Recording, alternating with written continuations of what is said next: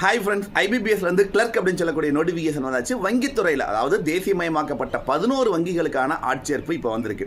தமிழ் மொழியில் தேர்வு எழுத முடியும். இந்த வங்கி தேர்வுக்கு கிட்டத்தட்ட 10,000த்திற்கு அதிகமான காலி பணியிடங்கள் கொடுத்துருக்காங்க. இதில் தமிழகத்திற்கு மட்டும் பார்த்தீங்க அப்படின்னா 894 காலி பணியிடங்கள்.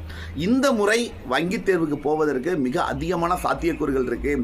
ஏன்னா இந்த தடவை நடக்கக்கூடிய இந்த எக்ஸாம் வந்து பார்த்தீங்க அப்படின்னா முதல்ல பிஓ எக்ஸாம் நடக்குது, அப்புறம் கிளர்க் எக்ஸாம் நடக்குது, அதுக்கப்புறம் தான் ஆர்ஆர்பி வருதுப்பா.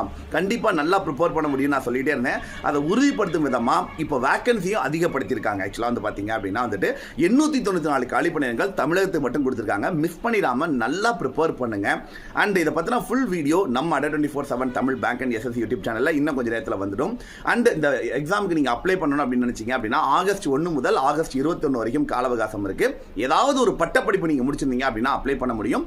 வயது 20 முதல் 28 வயதுக்குள்ளே இருக்கணும். வயது தளர்வுகளும் உண்டு. இதை பற்றின ஃபுல் வீடியோ நம்ம சேனலில் பார்க்கலாம். மறக்காம சேனலை சப்ஸ்கிரைப் பண்ணுங்கள்.